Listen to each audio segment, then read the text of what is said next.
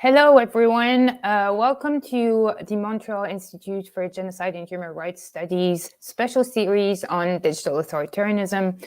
Over the past few years, our institute has focused a lot of its efforts on looking at the rise of digital authoritarianism around the globe.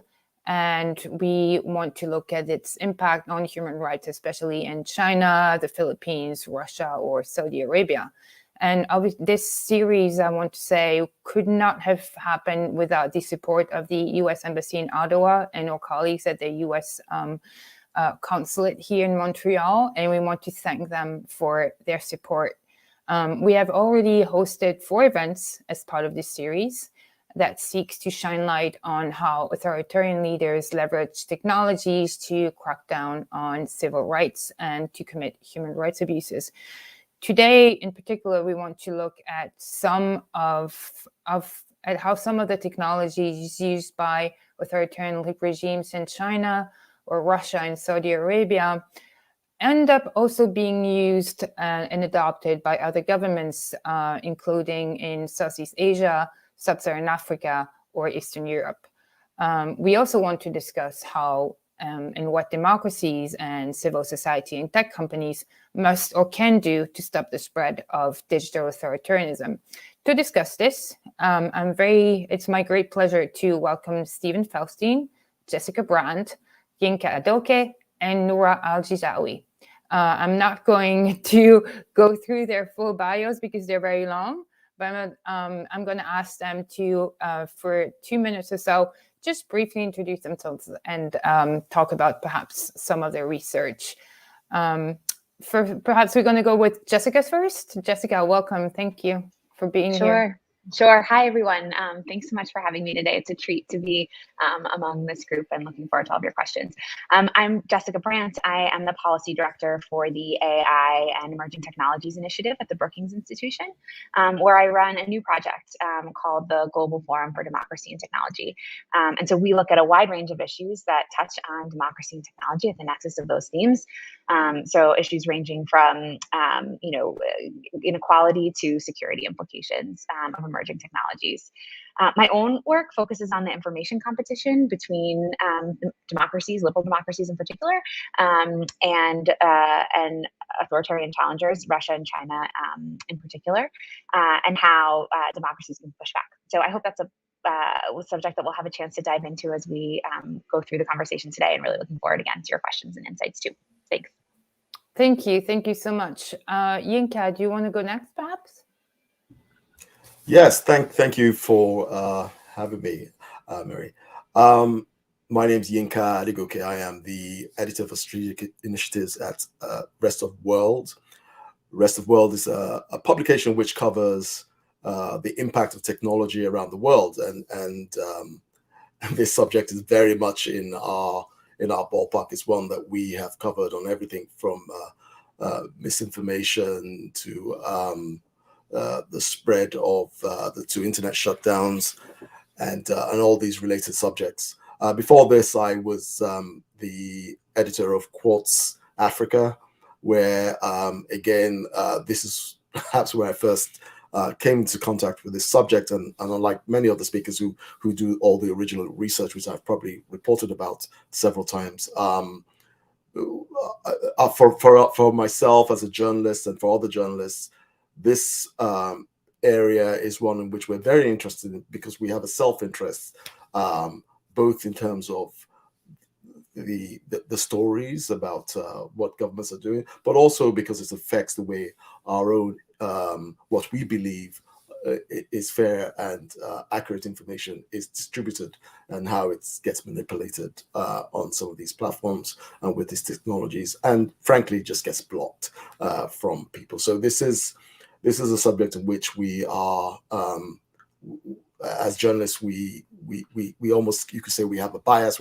Because we have a bias towards spreading accurate information, and I look forward to hearing about the research from some of my fellow speakers, but also sharing with you some of the things that we've seen over the last few years. Thank you. Noura, do you want to go next? And then we'll go to Steve. Thanks so much for having me. It's my great pleasure to be here today. My name is Noura Aljizawi. I'm a research officer with Citizen Lab at University of Toronto. As you know, Citizen Lab studies the targeted digital threats and on journalists and human rights defenders worldwide. Currently, I'm working on multiple projects, including this is the biggest project is about the digital transnational repression and targeting the dissidents and the human rights defenders here in Canada. Thank you. Steve, last but not least. Great, thank you as well for having me. I really appreciate being on the panel with the others. My name is Steve Feldstein. I'm a senior fellow at the Carnegie Endowment for International Peace. I'm based in the Democracy, Conflict, and Governance program, where I focus on issues linked to democracy, digital technology, and politics.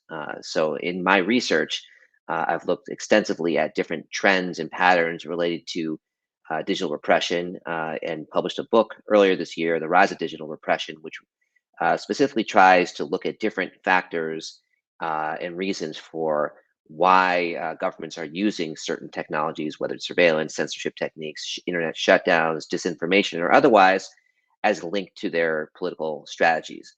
As part of the book, and just in terms of my prior work, I've done a lot of field research in countries like Ethiopia, the Philippines, and Thailand, as well as Hong Kong, to really kind of get a ground level experience and to understand insights from local activists, politicians, company representatives, government officials about how these different trends are coming together. Broadly, I have a background both in terms of research as well as extensive government service, and spent significant portions of my career working at the State Department, the Senate Committee on Foreign Relations, as well as USAID. I look forward to the discussion. Thanks again for having me. Thank you so much. So first, as I mentioned in introduction, Migs has been focusing on this subject for the past year and a half or 2 years. Looking at your own experience, when did you start noticing a trend in the use of technology to repress human rights in authoritarian countries such as China, Saudi Arabia, and then when did you start seeing spread into other countries? Feel free to just step in when you want to answer. But I know, Steve, your book focuses a lot on this, and when you decided to write it. Sure, I'm happy just to kind of cue off of that, just my own personal experience. I mean, for me, it was really at my last job in government. I was working as in the Democracy Human Rights Bureau at the State Department. And I was really focused on sub-Saharan Africa in particular, and thinking kind of broadly about human rights violations taking place and different methods that governments were using. And what was really interesting to me is I increasingly saw both how dissidents, opposition movements were organizing online and using different platforms, Facebook and Twitter, as a way to mobilize their followers, but also how governments were recognizing that this was increasingly becoming a challenge to their role, and were seeking tools to push back. And a large part of the default tools, especially in sub-Saharan Africa, have been pretty blunt instruments like internet shutdowns. But I also saw targeted persecution against digital influencers and people who are viewed as having particularly large followings. And then you started seeing also the influence of different surveillance techniques, censorship, selective blocking of websites, and so forth. And so I became increasingly concerned and troubled by what seemed to be this kind of movement away just from using physical tactics, mass arrests, charging people in courts, to much more of this kind of these digital techniques. And that's kind of, for me, was the entry point into trying to understand better, the role of dissent, challenges in the internet, and how that was all playing out in new ways around the world. Thank you. Yinka or Jessica or Noura, anything to add regarding your own experience with this? I can jump in. My experience is actually from like hands-on experience. I'm originally from Syria. In Syria, we knew that the fact that the internet is being surveilled since we had the internet, more precisely, activists and citizens more generally knew that all communication, including the internet, had been long censored and controlled under the martial law. And when the government allowed the internet to get into the country and made it accessible for citizens, and somehow with a lot of barriers, we knew that there is absolutely a surveillance system had been set up. But then after a couple of years, when it was like becoming a fact, and the proof was the mass detention campaigns targeted human rights defenders, activists, journalists, and bloggers in relation to their online activities, including myself. So it was like this happened between 2004 and 2006. And some of them until now are still detained. And since then, definitely the Syrian government and the other, like following the steps of other authoritarian regimes in the region, were working so hard seeking any kind of more sophisticated technologies to repress and to control the internet. For me, it was maybe just shy of a decade ago that I was at the Brookings Institution tracking Russia issues, and I watched the increasingly sophisticated way that Russia used multiple conflicting conspiracy theories around events such as the downing of MH17 and the Skripal poisoning to really flood the zone and to sort of create the impression that the truth is unknowable and to crowd out the truth. And so that was a real wake-up call for me about the use of these tools in great power competition. And it really sparked the research that I do now.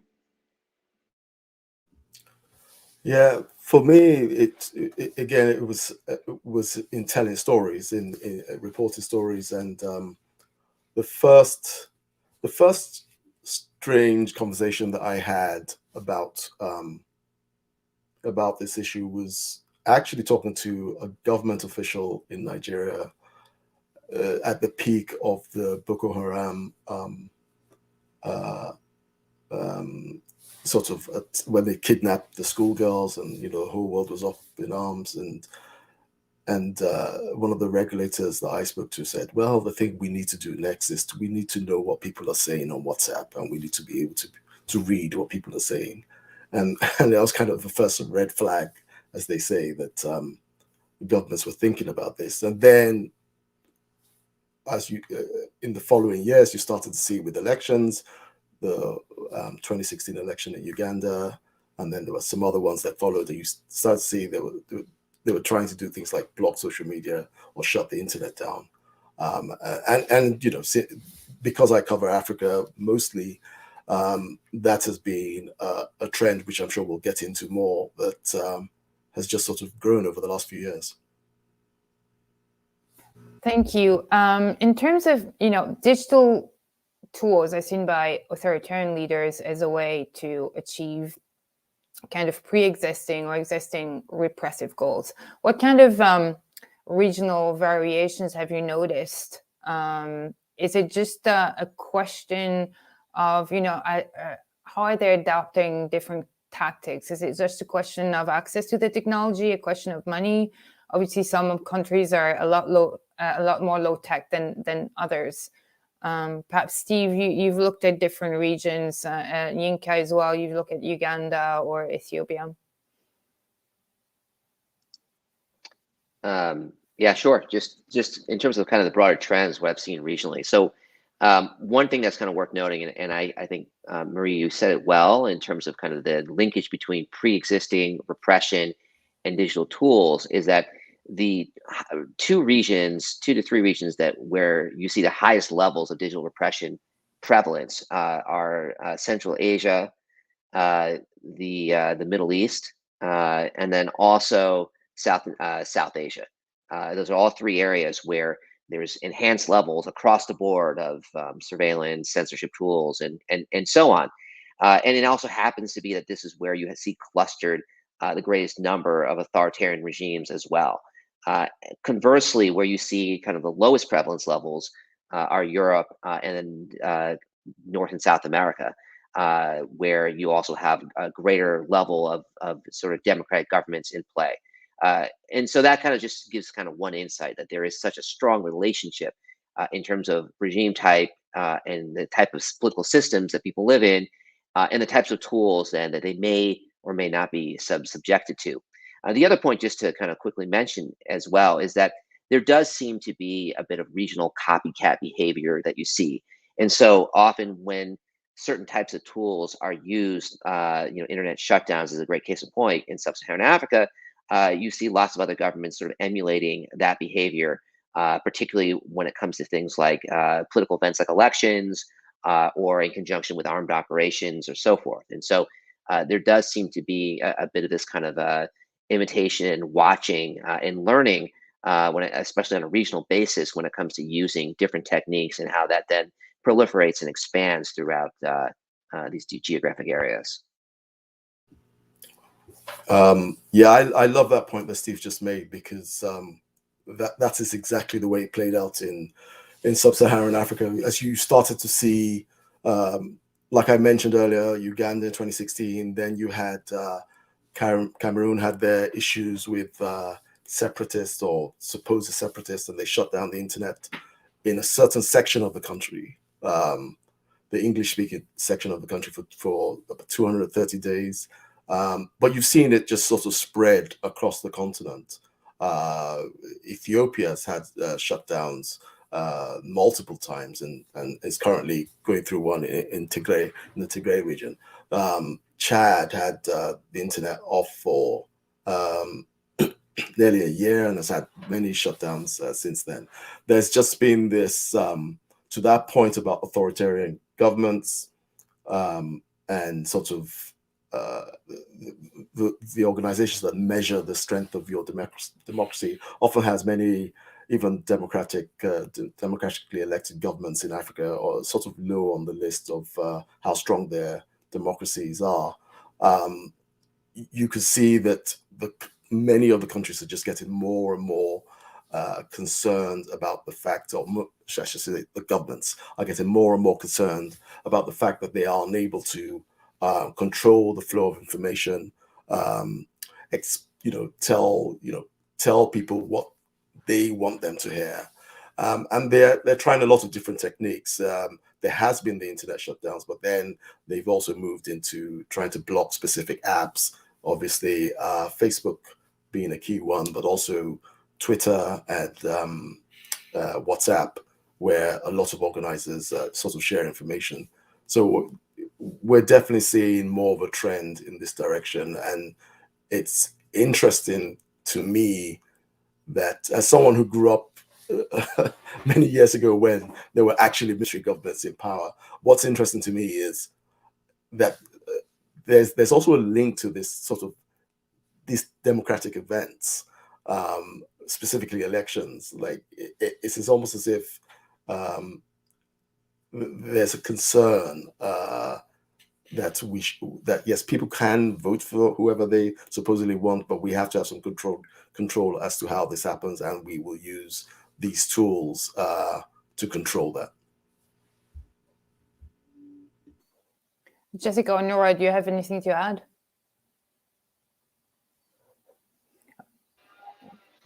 I'm happy to chime in just to maybe point out that when we think about some of the major sort of actors in this space, Russia and China, I think, it's important to acknowledge variation, at least between those two parties. So Russia's, I think, by many measures, a declining power that sort of pursues interference activity in order to compensate for its relative weakness. It has little to gain, or little to lose, I should say, from sort of being exposed for some of its interference activities. And so it's considerably less risk averse. It's sort of, playing a near-term game. It's trying to disrupt the alliances and institutions and democratic processes, in competitor states today, right now. So on a short time horizon, and it's sort of like its goal is, is disruption. China, I think, is operating on a, it's a rising power with a lot to lose from, exposure in some of these activities. And so at least until recently, it's been, at least on the information manipulation front, somewhat sensitive to attribution, although I think there's evidence that's changing in the context of the coronavirus. It's playing a long game. And, it's seeking a world that I would argue is sort of safe for its interests, and safe for if not converted to its worldview. So it prefers a more stable order. It's a different long game. So I think that sort of it's important to bear that in mind, because that has ramifications and implications for how both of these countries carry out their activities. Yeah, a question that I have to follow up on this. Are countries such as China and Russia, how much are they copying each other's tactics? And then how deliberately are they exporting some of their tactics and technologies to other countries? Or is it just a matter of economics and trade, basically? Is there a clear plan, for example, for China, who's, involved a lot in Sub-Saharan Africa, to, export some of these technologies? Is it just economics, or are we seeing, are they encouraging some kind of surveillance as well? Yeah, well, on that second question, I think the causes are enormously complex, and Steve has a lot of thoughts about this, so he should come in on this question. But I think they vary from the conditions in sort of recipient states that make this technology attractive. I think China has certain market incentives, and then it has geopolitical goals. I think that as I said, China in particular is sort of trying to make the world safe for its worldview, which doesn't mean that it can export authoritarian norms and the technologies that I think provide sort of pathways to really sort of hardening those norms without sort of promoting a coherent sort of alternative model. So I think that that's just one important thing to note. On this question of how much are they learning from each other? How much are they adopting each other's tactics? How much are they sort of deliberately cooperating? I think there's quite a bit of evidence that Russia or that China is adopting some of, Russia's information manipulation playbook. I'm thinking about the coordinated use of multiple conflicting conspiracy theories to cast doubt on official versions of, highly politicized events. So, for example, the origins of the coronavirus crisis, right? An issue that's really of a high degree of salience to to the Chinese Communist Party and to its interests. The use of whataboutism techniques to kind of draw false equivalences and paint the United States as hypocritical, particularly on issues of race, the treatment of protesters. So, after, Black Lives Matter protests, for example, we saw, Chinese diplomats hammering, really trolling U.S. diplomats on, on these issues and trying to kind of, suggest that the U.S., treatment of protesters is equivalent, sort of drawing some lines to, in comparison to what was happening in Hong Kong at the time. So those are a couple of ways that sort of China's been adopting Russia's more assertive information tactics. But I think it's also really important to note that China's because it's differently positioned, has really taken on, sort of several techniques of its own. And I think those have gotten a little bit lost in the conversation. So at least one of those is, manufacturing the appearance of popular consensus, right? China uses what appear to be, false personas, right? These are handles that are numbers, or they kind of follow the same pattern, created around the same time. They use these false personas to really inflate the perception of popular backing for pro-China positions. And this is, I think, emphasizes the challenges of creating an echo chamber of support for its views on a platform that it bans at home. And also reflects China's interest in presenting its model. Russian state media, Russia doesn't talk about Russia. It's not about presenting Russia in a positive light. It cares about denting the appeal of Western democracies. China really does want to burnish its image and sort of dampen criticism of its human rights record. And so it uses false personas to do that. Russia does not engage with false personas in that way. And there are other techniques as well, like co-opting hashtags that might be around issues like Xinjiang, where there are critical conversations happening about China's rights record, among other tactics. But those are just a few. Who wants to go next? Noura, Stephen? Yeah, I just a quick reflection on what's going on in the MENA region, and specifically among the Gulf states, since we are talking a lot about the influence of the regional affairs in adopting certain tactics. For instance, when we see like there is one state in the Gulf started being like signing contracts or having the services of NSO, like UAE, we can see like the other alliance countries will adopt similar technologies and start targeting dissidents using this technology. And now, if you want to just follow the map of all of these tactics, you can find like there's a lot of commonalities among them. One state will influence the other states if they are in the same spectrum of alliance. So when UAE, for instance, will start creating similar to the adopting and somehow the China Great Firewall, the other alliance states in the region like Bahrain and the Saudi Arabia will start adopting similar tactics. And also now, if after all of these scandals of NSO, if one of these states will start considering another supplier or another vendor, we will have like by default the assumption that okay, other states are gonna follow these steps. So this is in somehow, and talking about the influence of Russia and China, there's a lot in the MENA region. There's a lot of proxy crisis, and now you can see like there is certain states who are not in the spectrum of the alliance of states who can access the more sophisticated technology, while they have access and support by Russia, China, and Iran to carry the repressive operations. So yeah, and somehow it's about how to adopt new tactics and learn new methods from each other. They are teaching each other, they are supporting each other. But on the other hand, it's somehow about how to access the technology.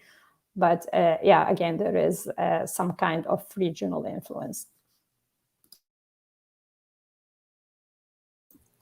Stephen, perhaps from you as well, is that something, or Yinka, something deliberate about some of for example, China's policies? If you look, for example, if China sells a technology to let's say Uganda, or is it in the fine print? So this is also how you can use it, to crack down on civil rights. Obviously, it's not going to be that explicit, but why do these governments then also in Southern Africa accept to use them?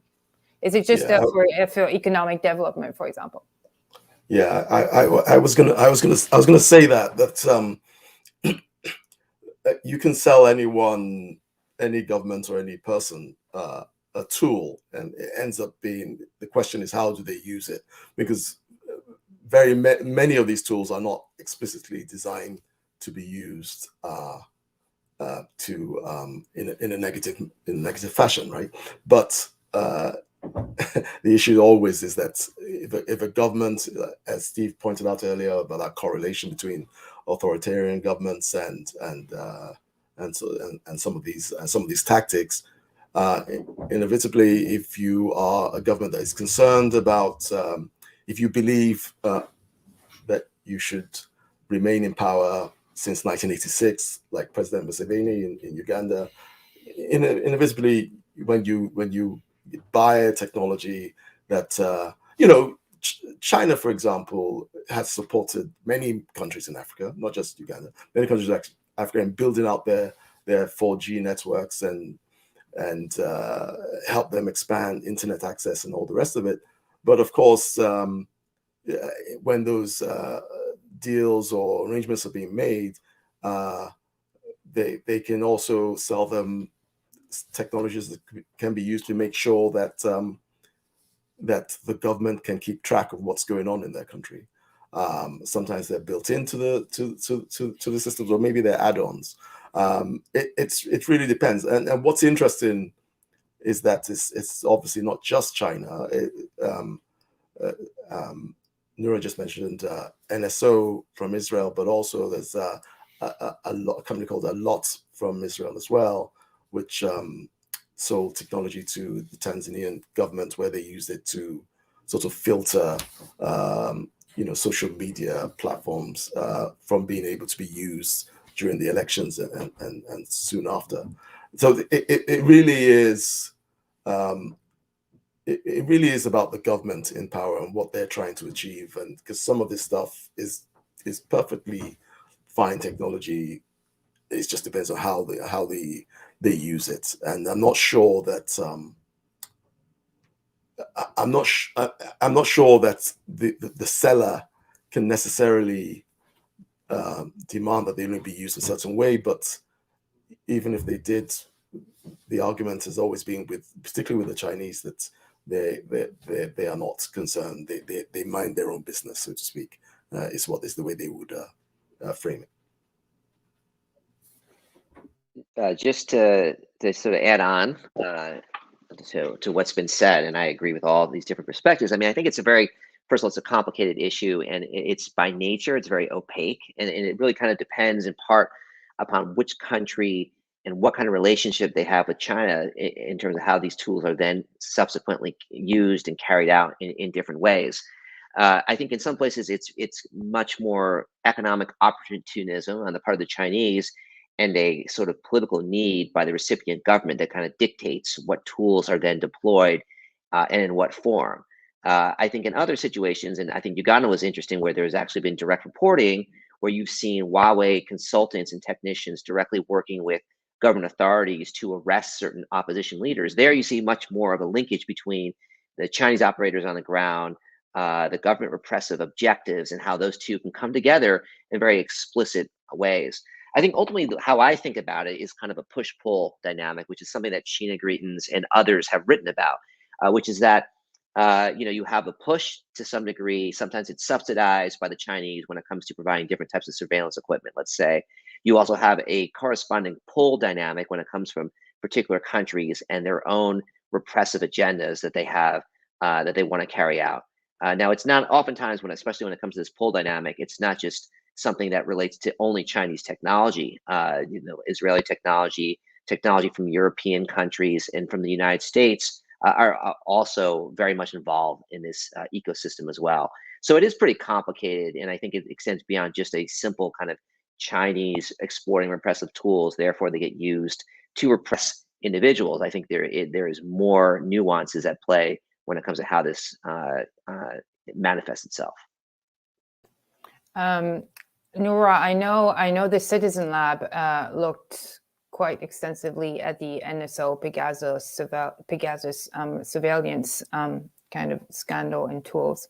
How much does this, in this instance, how much does it tell us about how widespread digital authoritarianism and its tactics are around the globe, and how much is digital authoritarianism shifting the global power balance between democracies and autocracies?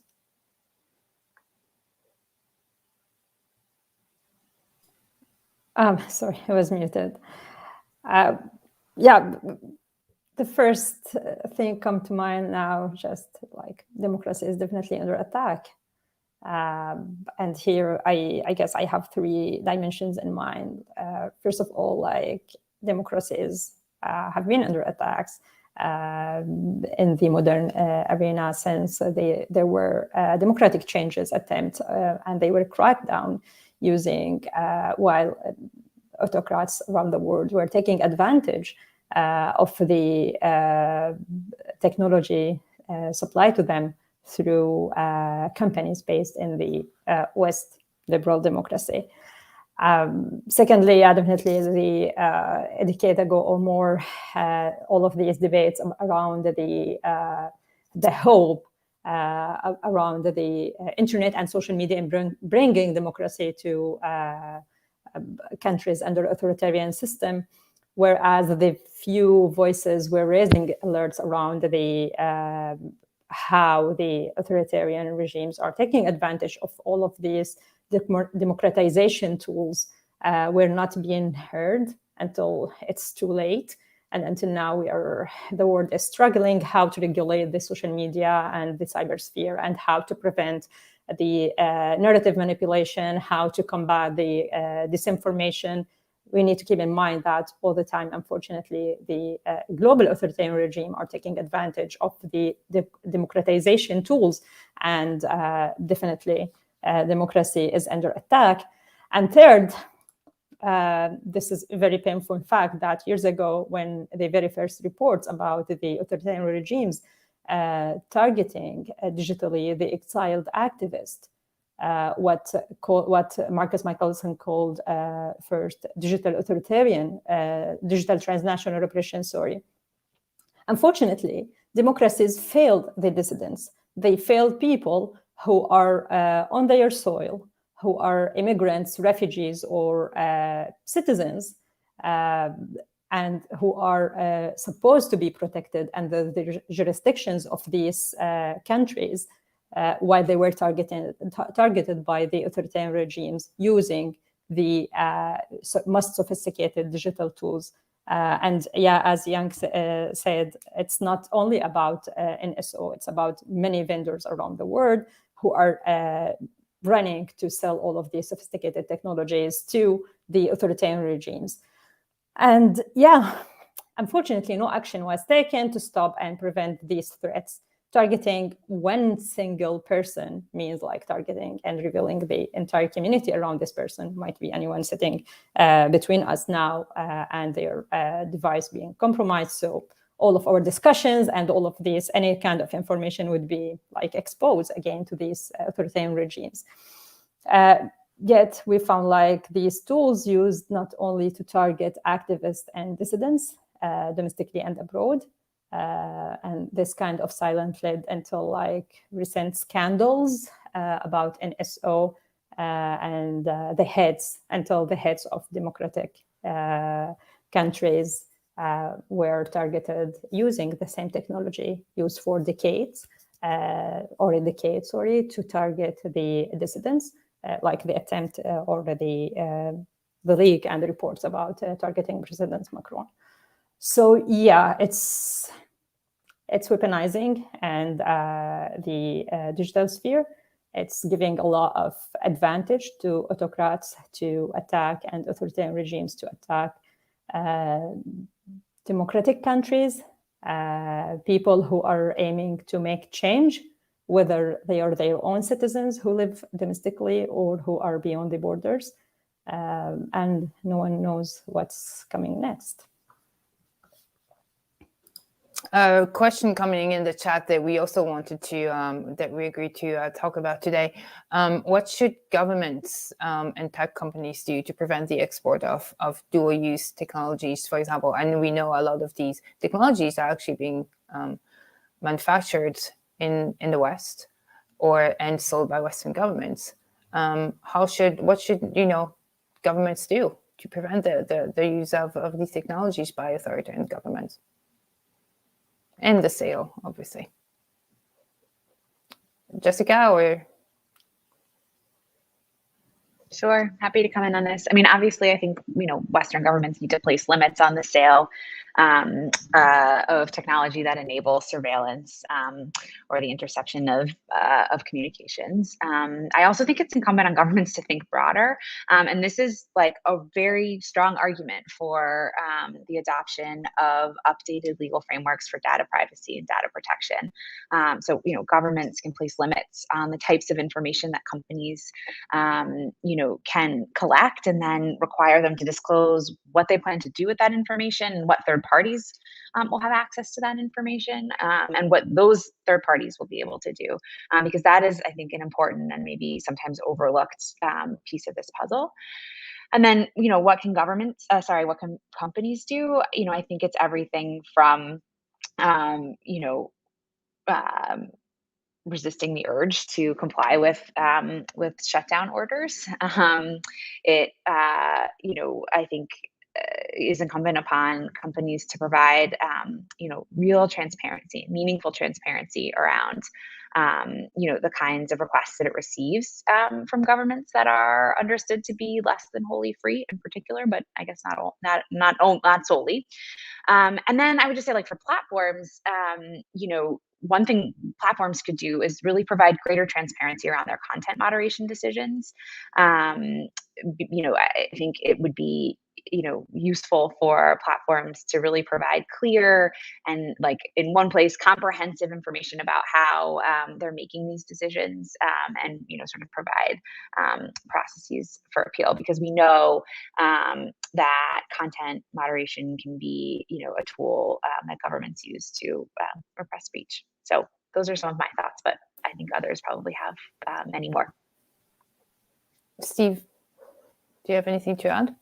Yeah, no, a couple ideas. So, one, I think companies have obligations that many don't adhere to when it comes to the UN guiding principles, which lays out pretty comprehensively, the type of due diligence requirements that are necessary ahead of time when determining whether there's a possibility of maluse of their equipment, as well as kind of ongoing monitoring and the ability to kind of claw back the use of these technologies when there's documented evidence that they're being used in abusive ways. And so, often when groups like NSO Group, firms along those lines that provide spyware, when they justify these sales and say either A, it's out of our hands, or B, we didn't know about it, that flies against the evidence and what is already inscribed upon legal standards in terms of their own obligations. So I think certainly companies and governments can push companies to do more in accordance to an agreed upon set of principles that most at least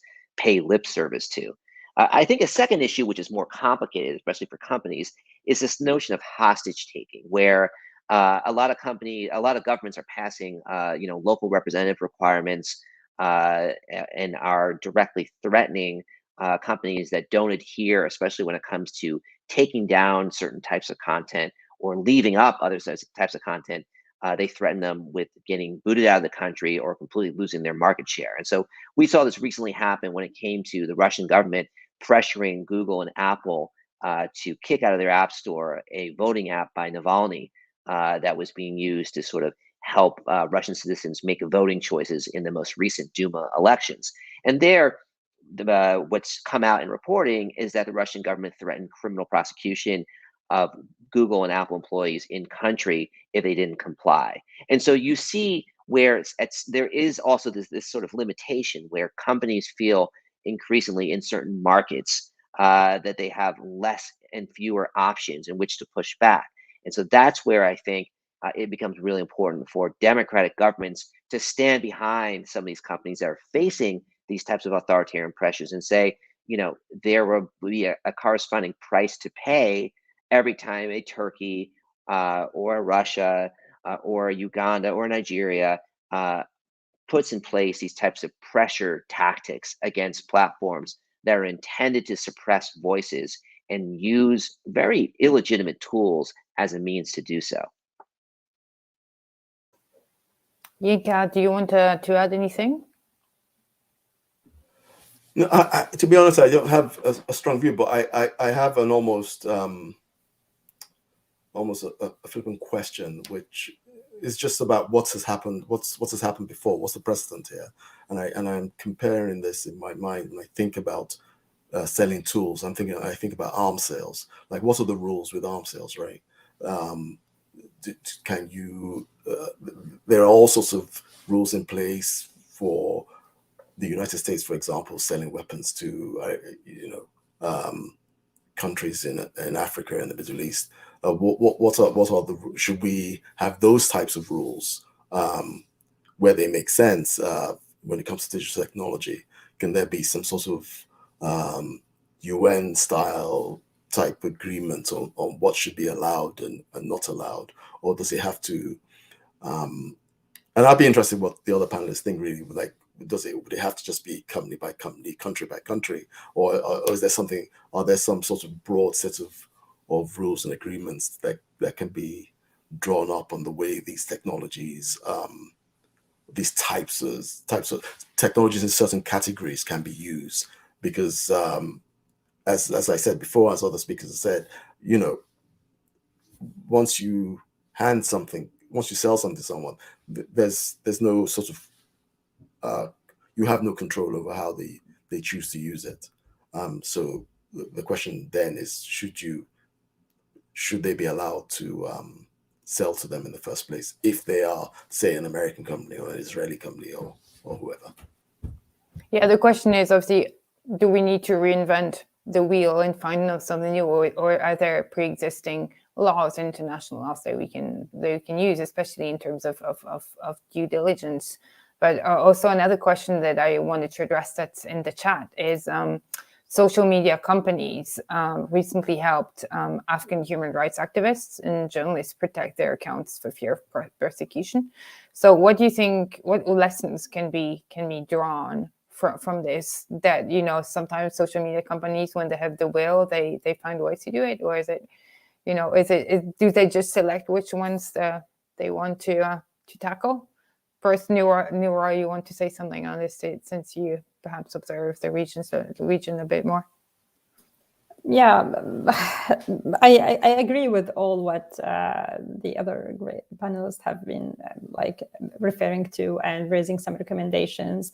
Also, I guess since we already have the guiding principles, we need probably to push and advocate more towards having a practical framework, some monitoring mechanisms, and some accountable, some tools and mechanisms of accountability. I always advocate, without accountability, we will never have the chance to push the companies and people who might think they can have immunity with the thing that they are doing. Without accountability, we'll never have a better place for all of us. Talking about social media companies, I guess there's a lot of debates about what can be done and specifically to protect the activists and human rights defenders who are at risk. The thing that they did with the Afghan activists, it's great, but also, as you said, it's really the question, is it when they have the will, and is it applicable to all activists under risk, or it's elective? What are the boundaries here? While until now, for instance, I always feel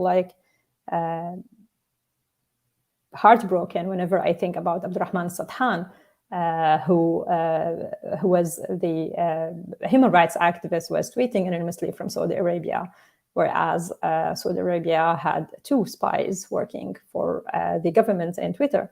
And these 2 spies now are enjoying they fled.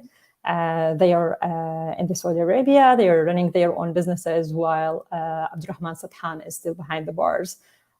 What kind, and this is the question for all social media companies, what kind of measures and policies that they developed since then, not only just reporting to the FBI and having all of these 2 bad actors on the list of people who are wanted, but how they can control that, and how in the first place people in the MENA region, for instance, will feel safe with their data might be accessible through the MENA region hub in the UAE. What kind of policies and measures would be taken by social media companies to prevent the human breach of such data?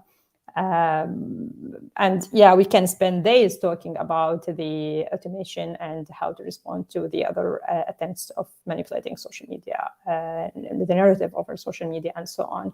But since we refer to the Afghan activist with the serious risk, so it's also about what kind of risk might the activists have been facing through the leaks.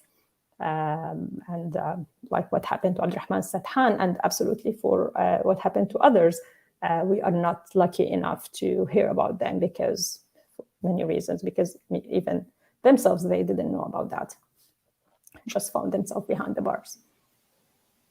Thank you. I also want to address a question here now that we're talking about civil society groups and what can be done. Beatrice Legrand in the chat asked, Pegasus and other stories reached a wide range of the public through media coverage to denounce digital surveillance.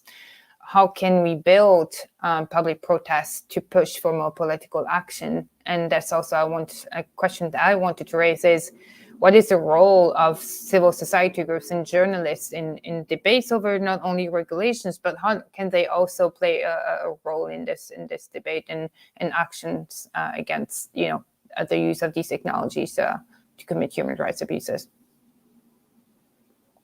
Yinka, perhaps we're going to go with you first, and then perhaps Jessica. No, I was muted. Yeah, this is for journalists, and I'll try and tag on the journalist part of the question. For journalists, this is, like I said earlier, this is an incredibly important topic. That because it is the story we're telling, but we're also part of the story because journalists, like activists, are some of the primary targets of some of this digital surveillance. We definitely, I mean, from a storytelling point of view, the thing I have tried to do mostly is to make sure we prioritize these stories, that we raise awareness of what's going on and move beyond, because if a lot of the coverage of what's been happening is kind of focused on sort of the bigger companies, your Facebooks and what have you, and rightly so, but mostly because they're big companies. But what we need more of, as well as talking about the big companies, is just really raising awareness of this as a broader issue, because it's not going away. We're going to see a lot more of it coming down on activists, particularly in non-democratic countries, but also for journalists as well, who for years, for decades, journalists have always been under the spotlight. But these new technologies just make it easier to repress other actors against regimes as well. Yeah, I guess I would just say, echo what you guys just said, and note that journalists obviously play an incredibly important role in speaking truth to power and in keeping citizens informed. And I think one of the ways that we know about the widespread use of unaccountable surveillance technology and the crisis that it's creating for human rights is because of organizations like Noura's, who do incredibly powerful investigations, and they work with journalists to get that information out to the public. And so the first step, I think, toward building a movement for change is building widespread public awareness, of what's underway. And I would just also foot stomp what Yinka said about, the targeting, the deliberate targeting of journalists and activists because of the role that they play or can play in pushing back on these activities. And, I just think one thing to bear in mind is, like, one of the ways that Russia's sort of playbook is evolving and maturing is to increasingly try to, sort of use or like paint its activities as the authentic advocacy of like local, domestic activists and journalists.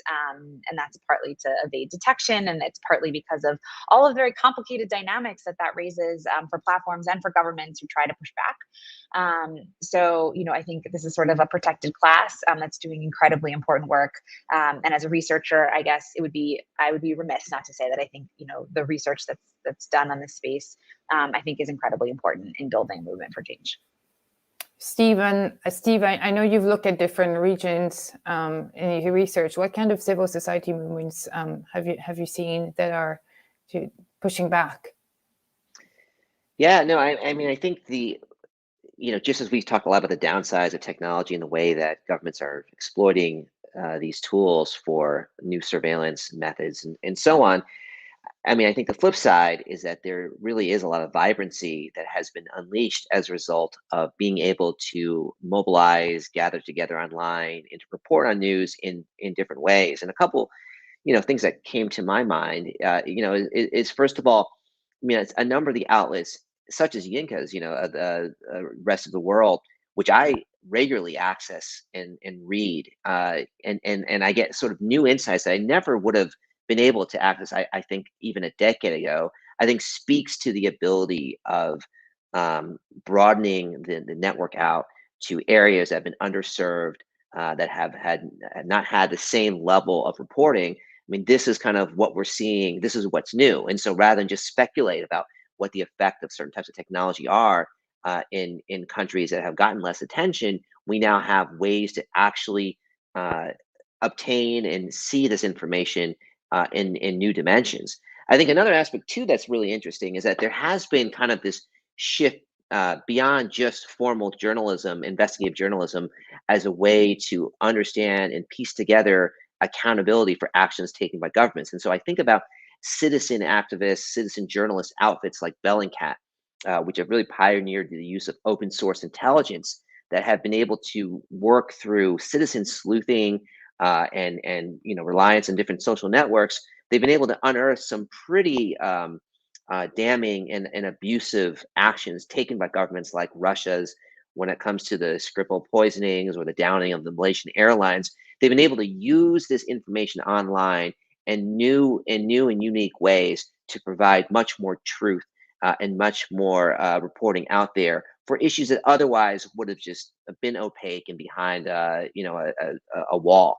And so in that extent, I think we are seeing kind of this opening up in bigger dimensions around the world and in different regions when it comes to reporting on issues and ultimately holding governments to greater accountability standards because they know they can't hide to the degree that maybe they could in the past. Thank you so much. And thank you everyone for joining us today. Once again, I want to thank you. Thank you and thank the U.S. Embassy in Ottawa for their support, as well as my colleagues, Callum Matthews and Lawrence Salim. The next event in this series is going to take place on the 18th of November. So if you want to sign up, you can go on our website and sign up for a newsletter, or and you'll be informed about how to register. Jessica, Noura, Yinka, Steve, thank you so much. We'll be in touch because Migs is going to continue its work on this important subject. We also want to look at how next generation technologies will be used by digital authoritarians. So thank you so much, and thank you to our audience for joining us today. Thank you.